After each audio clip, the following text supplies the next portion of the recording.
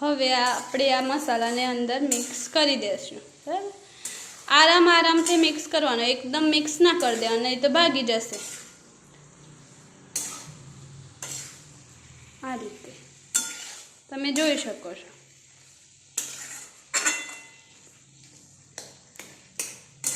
થોડા આમ તમે થોડા ભાગશો એટલે મસાલો છે ને એની અંદર થોડો ઉમેરાઈ જશે।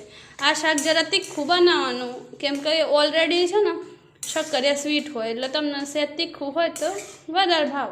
લીલા મરચાંનું પ્રમાણ પણ વધારે લેવાનું। ઘણા લોકોને લાલ મરચું નથી ગમતું, ખાલી લીલા મરચાંથી વઘારી અને સાધારણ હળદર નાખી દે, બસ।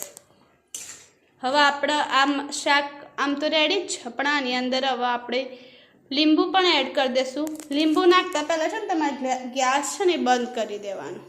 જો તમારી શુગર અંદર ઓગળી ગઈ હોય તો ગેસની ફ્લેમ છે એ બંધ કરી દેવાની, ઓફ કરી દેવાની। હવે આપણે લાસ્ટ આની અંદર લીંબુ નીચોઈ દઈશું, આ રીતે। બહુ ના નાખવાનું, તમને ભાવતું હોય એ રીતે નાખવાનું, તો લીંબુ ખટાશ હોય એટલે ભાવો, બરાબર। મેં અહીંયા અડધું જ લીંબુ નીચોયું છે।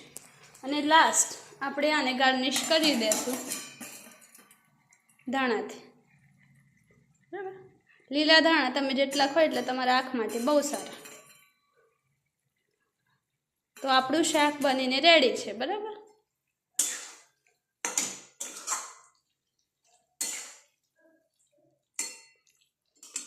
આ શાક તમે રોટલી, પરોઠા અથવા પૂરી સાથે ખાઈ શકો છો, અથવા તો તમે ફરાળમાં ખાતા હોય તો તમે શીરા સાથે પણ ખાઈ શકો છો। આગળ આપણે અવનવી રેસીપી જોવા માટે તમે મારી ચેનલને સબસ્ક્રાઈબ કરી શકો છો। અને હા, મેં મારી નવી આઈડી ઇન્સ્ટા આઈડી અપલોડ કરી છે, તો તમે એને પણ ફોલો કરો। મારી આઈડીનું નામ ભૂમિકા પછી સ્પેસ ડેશ કરી અને ત્રિવેદી કિચન કરીને છે, તો તમે એને ફોલો કરો, ભૂમિકા ડેશ કિચન, બરાબર। તો તમે એને ફોલો કરી શકો છો।